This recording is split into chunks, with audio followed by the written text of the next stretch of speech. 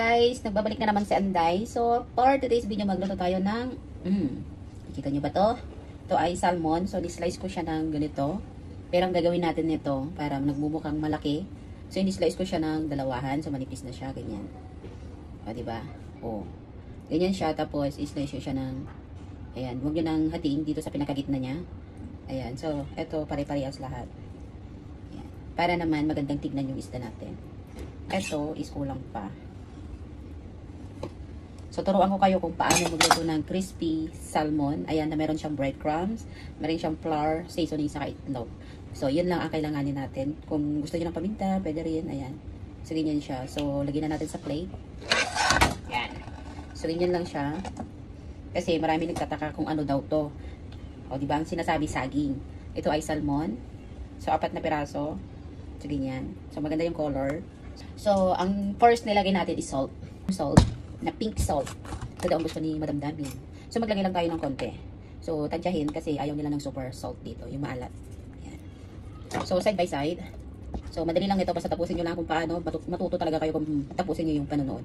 Siyempre, pag nagustuhan na rin, ayan, pakicomment na rin kung ano, saan kayo banda para i-shout ako kayo sa sunod na magko-content ako. Ayan. Siyempre, huwag kalimutan mag-share na rin dahil every katapusan magbibigay ako ng Gcash. So, maglagay tayo ng konting seasoning para naman may lasa. O, diba? Kunti lang. Para, alam nyo naman, kasi kung wala namang lasa, sabihin na naman ng alaga ko, not nice. O, diba? So, konti lang. Ito ay all-in-one seasoning. Ayan. So, enough na yun. So, gas tayo ulit ng kamay kasi madalas-dalas. Ayan. So, ganyan lang. Para hindi naman siya maalat. So, ganyan ang ginagawa ko. Kasi ito yung mga gusto ng mga bata. Ayan. Then next, maglagay tayo ng flour. Ito ay gamit ko ay cornstarch. Yan. So, maglagay tayo ng so, malit lang yan. So, maglagay tayo ng 2. Parang kulang. Tignan ko pa konti. So, ganyan nyo lang. Dapat malagyan lahat ng flour. Ito yung mga paborito ng alaga ko. So, kung hindi kasya yung flour, yung cornstarch, mag-a-add kayo, ha? Dapat mabalutan siya ng cornstarch para pag naglagay tayo ng breadcrumbs. Ayan. So, okay na siya. Tama na to. Okay na to. So, hindi pa tapos. Meron tayong itlog.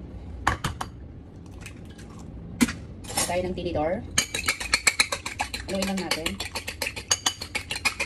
Guys, hindi ako maglalagay ng salt kasi baka maalat.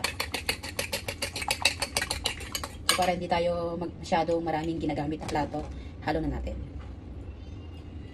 Ayan, haluin natin mabuti. Dapat malagyan lahat ng itlog.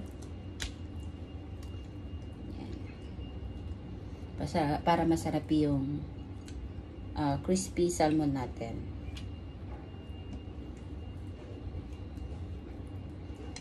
So, okay na to. Ayan. So, ito ay breadcrumbs. Kung wala kayo biscuit na skyflakes, plain na cracker, tapos i-blender nyo ng pinong-pino. Pwede rin yan kung wala kayong breadcrumbs. So, dip natin dito sa may sa may breadcrumbs. So, lutuin natin mamaya to pag dumating na yung mga alaga ko kasi mas masarap ang bagong luto nito kasi crispy na crispy. Ayan, ang pagluto nito guys non-stick yung gamitin nyo. Tapos, slow fire nyo lang. Tapos, pag alam nyo nang medyo lutong-luto na, lakasan nyo yung apoy para maganda yung color. So, babantayan nyo lang para hindi siya masunog. Yun yung secret. So, alam nyo na, sana next time, mayroon ako mapanood na naman ulit yung mga nagluluto na gumagaya sa recipe ko. Siyempre, tuwang-tuwa naman si Anday. Ayan, so tama na to. So, mayroon pa isa. So, ganun lang din ang sunod na proseso. Gamit na tayo ng kamay para mas matulas. Ayan. Ano siya? Di ba ang ganda? Update ko kayo mamaya paglutuin ko na.